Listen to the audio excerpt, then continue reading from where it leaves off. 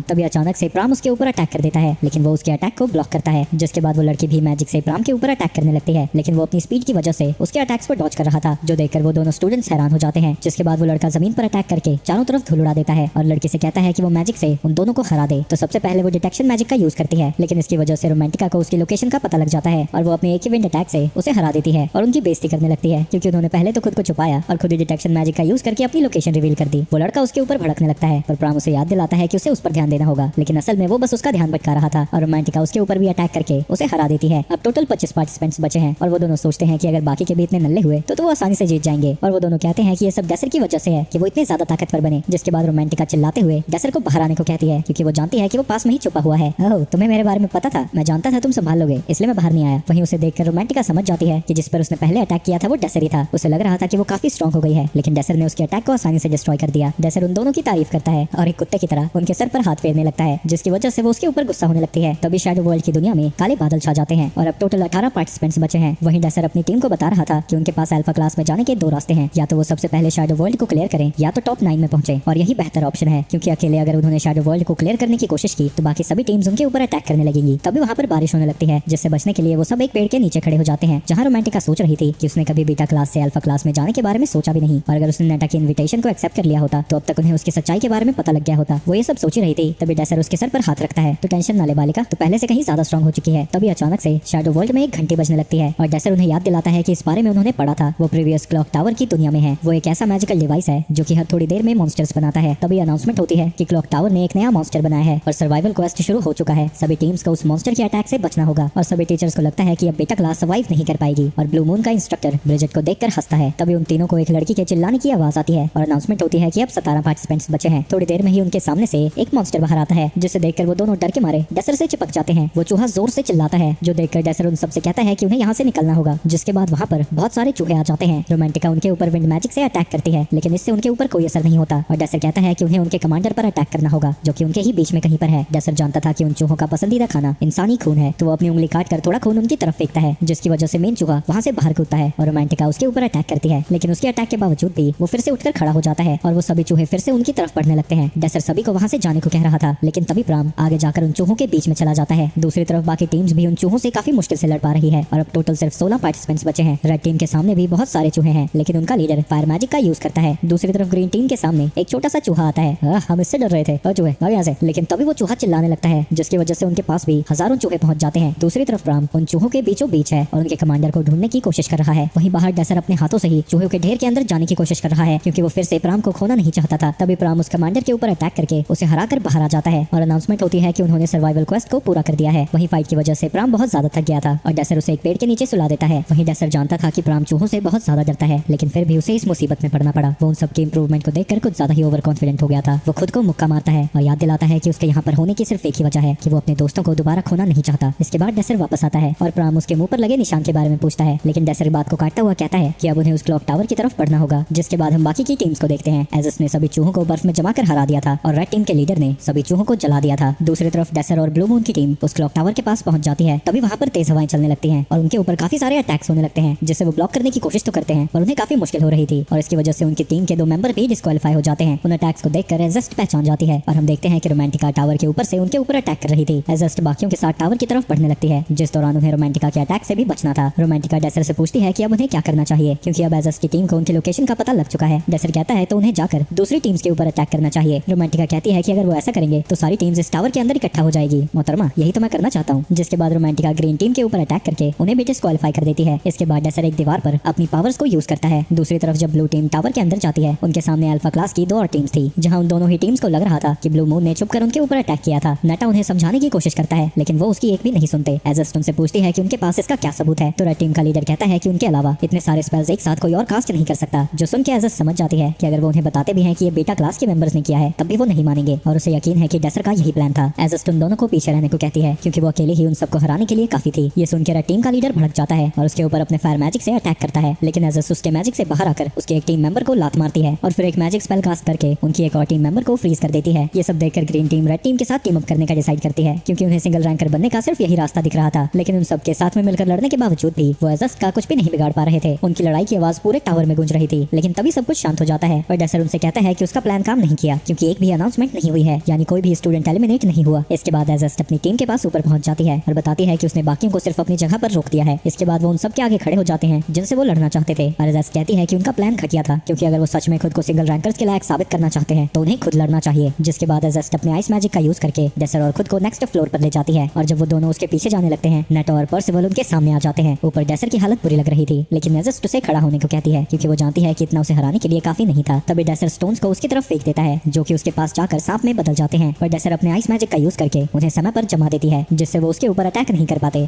दूसरी तरफ पर्सिवल और प्राम की फाइट भी शुरू हो जाती है जिसमें पर्सिवल प्राम के ऊपर भारी पड़ रहा था और उसका मजाक उड़ाते हुए उससे पूछता है कि उसकी बड़ी वाली तलवार कहाँ है, लेकिन प्राम उससे कहता है कि वो बकबक करना बंद करे। जिसके बाद गुस्से में पर्सिवल उसके ऊपर अटैक करने लगता है, लेकिन उसका एक भी अटैक प्राम तक नहीं पहुंच रहा था। प्राम की स्किल्स और स्पीड उससे कहीं ज्यादा थी। उसे समझ नहीं आता कि वो इतनी जल्दी इतना इंप्रूव कैसे हो गया, क्योंकि पिछली बार तो उसने बड़ी आसानी से उसे हरा दिया था। प्राम उसे किक मारकर नीचे बिठा देता है। पर्सिवल उससे पूछता है कि वो इतनी जल्दी इतना ताकतवर कैसे हो गया, लेकिन प्राम उसका जवाब देने से सीधा मना कर देता है। दूसरी तरफ नेटा और रोमांटिका की फाइट में नेटा को जरा भी मुश्किल नहीं हो रही थी। मुझे तो लगा था तुम सर्कल 2 में हो, क्या तुम इतना ही कर सकती हो। रोमांटिका ने पहले ही अपना काफी ज्यादा माना यूज कर लिया था और क्लोज कॉम्बैट में वो अच्छी नहीं है। नेटा उसके ऊपर अटैक करके उसे हराने वाला था, लेकिन तभी एक आइस पिलर टूट जाता है जिसकी वजह से वहां पर धूल उड़ने लगती है। इसका फायदा उठाकर रोमांटिका डेसर के ऊपर अटैक करने लगती है, जो देखकर नेटा समझ जाता है कि रोमांटिका विंड की मदद से उसकी लोकेशन का पता लगा रही है। लेकिन नेटा के पास एक आइटम थी जिससे वो वहां की सारी धूल को साफ कर देता है और फिर से रोमांटिका के ऊपर भारी पड़ने लगता है। वो बड़ी मुश्किल से उसके अटैक्स को डॉज कर रही थी और वो देखती है कि उसके गले में वही आइटम है जो कि उसने उसे गिफ्ट की तरह दिया था। और नेटा कहता है कि इस गिफ्ट के लायक एक कॉमनर कभी हो ही नहीं सकता। रोमांटिका उससे कहती है कि वो फालतू की बातें करना बंद करे। वो यहाँ पर नोबल और कॉमनर नहीं बल्कि स्टूडेंट्स हैं और उससे भी पहले एक इंसान, लेकिन खुद को एक कॉमनर से कंपेयर होता हुआ देखकर उसका पारा चढ़ने लगता है और कहता है कि उन दोनों में कुछ भी कॉमन नहीं है। क्लास, टैलेंट, स्ट्रेंथ, पैदा होने से अब तक उनकी जिंदगी में कुछ भी एक जैसा नहीं हुआ है। जिसके बाद वो मैजिक कास्ट करके उसके चारों तरफ आग जला देता है और इससे पहले कि रोमांटिका कुछ कर पाती वो एक और स्पेल को कास्ट करता है जिससे वो जाकर दीवार में टकरा जाती है। ये देखकर प्राम उसकी मदद करने आता है तो रोमांटिका बताती है कि उसने उसके अटैक को ब्लॉक करने की कोशिश की थी, लेकिन वो कुछ नहीं कर पाई। नेटा पर्सिवल से कहता है कि वो अकेला ही सभी कॉमनर्स को खत्म कर देगा और उन दोनों की तरफ आगे बढ़ने लगता है। तो प्राम उससे लड़ने के लिए आगे आता है ताकि रोमांटिका अपने माना को रिकवर कर सके, लेकिन नेटा अपने मैजिक से उसे दो पत्थरों के बीच में कुचल देता है और रोमांटिका के ऊपर अटैक करने जाता है। लेकिन ऐन वक्त पर प्राम वहां से बाहर आकर नेटा को रोक देता है। रोमांटिका प्राम से कहती है कि वो पर्सिवल को लेकर यहाँ से दूर चला जाए, नेटा उसके पीछे है तो वो अकेली उससे लड़ेगी। ये सुन के प्राम समझ जाता है कि वो उसके ऊपर बोझ नहीं बनना चाहती, लेकिन वो कहता है कि वो उसे छोड़कर नहीं जाएगा क्योंकि वो तीनों साथ में सिंगल रैंकर्स बनेंगे। दूसरी तरफ एजेस्ट डेसर के ऊपर अटैक करती है, लेकिन वो अपने इनवर्स मैजिक का यूज करके उन्हें तोड़ देता है। इसके बाद वो अपने मैजिक से दीवारों पर चलती हुई उसके ऊपर अटैक करने जाती है, लेकिन वो फिर से उसके स्पेल को तोड़ देता है। इसके बाद वो दोबारा से आइस मैजिक का यूज करती है और डेसर के ऊपर अटैक करती है, लेकिन इस बार भी वो चुटकी बजाकर उसके स्पेल को तोड़ देता है। जिसके बाद अटैक करने की बारी डेसर की थी। वो फायर मैजिक से उसके ऊपर अटैक करता है और जमीन से एक और फायर स्पेल को कास्ट करता है, लेकिन डेसर अपने आइस मैजिक का यूज करके खुद को बचा लेती है। एजेस्ट उससे पूछती है कि माना, स्पीड और हैंड टू हैंड कॉम्बैट वो हर चीज में उससे बेहतर है, फिर भी उसे क्यों नहीं हरा पा रही। लेकिन ये सब सुनकर डेसर बस स्माइल करता है और कहता है कि उसे फाइट में और मजे करने चाहिए। लेकिन एजेस्ट को लगता है कि वो सिर्फ एक ही चीज में पीछे है और वो है एक्सपीरियंस। जिसके बाद वो उसके ऊपर अटैक करने जाती है, लेकिन डेसर उसके ऊपर फायरबॉल से काउंटर करता है, लेकिन वो उसके सभी फायरबॉल्स को डॉज करती हुई उसके पास पहुंच जाती है। एंड वक्त पर डेसर अपनी स्ट्रेंथ को बूस्ट करता है और उसके अटैक को ब्लॉक कर देता है, लेकिन एजेस्ट की ताकत अभी भी उससे ज्यादा थी और वो उसे धक्का देकर दीवार में मार देती है। जिसके बाद वो फिर से लगातार डेसर के ऊपर अटैक करती जाती है, लेकिन इतनी मेहनत करने के बावजूद भी वो उसे नहीं हरा पाती। लेकिन डेसर अभी भी उससे पूछता है कि क्या उसे मजा आ रहा है, क्योंकि आज तक उसकी जितनी भी फाइट्स हुई हैं उसे टक्कर का ओपोनेंट कभी मिला ही नहीं। डेसर याद करता है कि उसकी पास्ट लाइफ में एजेस्ट हमेशा बोल्ड दिखती थी, क्योंकि उसे कभी कोई टक्कर का ओपोनेंट मिला ही नहीं। एजेस्ट कहती है कि उसे मजे का तो नहीं पता, लेकिन वो उसे हराना चाहती है। जिसके बाद वो एक स्पेल को कास्ट करके उस पूरी जगह को एक बर्फ के थ्रोन रूम में बदल देती है और सिंहासन पर बैठकर उसके ऊपर अटैक करती है, लेकिन एन वक्त पर वो उसके अटैक को डॉज कर लेता है। जिसके बाद वो बहुत सारे मैजिक सर्कल्स को कास्ट करती है और उन सब से एक साथ उसके ऊपर अटैक कर देती है। लेकिन डेसर को जरा भी डर नहीं लग रहा था और वो अपने इनवर्स स्पेल को कास्ट करके उसके सभी स्पेल्स को ब्लॉक कर देता है। एजेस्ट फिर से उन्हें कास्ट करने की कोशिश करती है, लेकिन डेसर उन्हें भी खत्म कर देता है। डेसर याद करता है कि ये frozen palace of vision magic है, जिसमें एजेस्ट बिना किसी लिमिट के अपने मैजिक का यूज कर सकती है। ये काफी एडवांस्ड स्पेल है और वो ये जानकर हैरान है कि वो अभी से उसका यूज कर सकती है। उसके सब स्पेल्स को डिस्ट्रॉय करता हुआ डेसर कहता है कि वो चाहे कुछ भी कर ले, उसके स्पेल्स कभी उस तक नहीं पहुंचेंगे। एजेस्ट को लगता है कि वो अकेले अपनी तलवार या फिर अकेले मैजिक से उसे नहीं हरा सकती। जिसके बाद वो अपनी तलवार को उठाकर उस आइस पैलेस को हटा देती है और जब डेसर देखता है कि वो क्या कर रही है वो खुश हो जाता है। दूसरी तरफ प्राम नेटा के अटैक्स को ब्लॉक कर रहा था और किक मार के उसे उड़ता हुआ दीवार की तरफ फेंक देता है। प्राम कहता है कि पर्सिवल के फाइट को ज्वाइन करने से पहले उन्हें नेटा को हराना होगा, लेकिन तभी नेटा खड़ा होता है और पर्सिवल से उन्हें हराने के लिए मदद मांगता है और पर्सिवल भी तैयार हो जाता है और वो एक साथ दोनों तरफ से रोमांटिका और प्राम के ऊपर अटैक करने जाते हैं। लेकिन एन वक्त पर रोमांटिका उनके मुंह के आगे अपने मैजिक को कास्ट करती है, जिससे वो दोनों ही एलिमिनेट हो जाते हैं। दूसरी तरफ एजेस्ट अपने स्वॉर्ड को आइस मैजिक से ट्रांसफॉर्म करती है। डेसर पहचान जाता है कि एक मैजिक स्वॉर्ड है जिसे कि सिर्फ मैजिक नाइट ही यूज कर सकते हैं।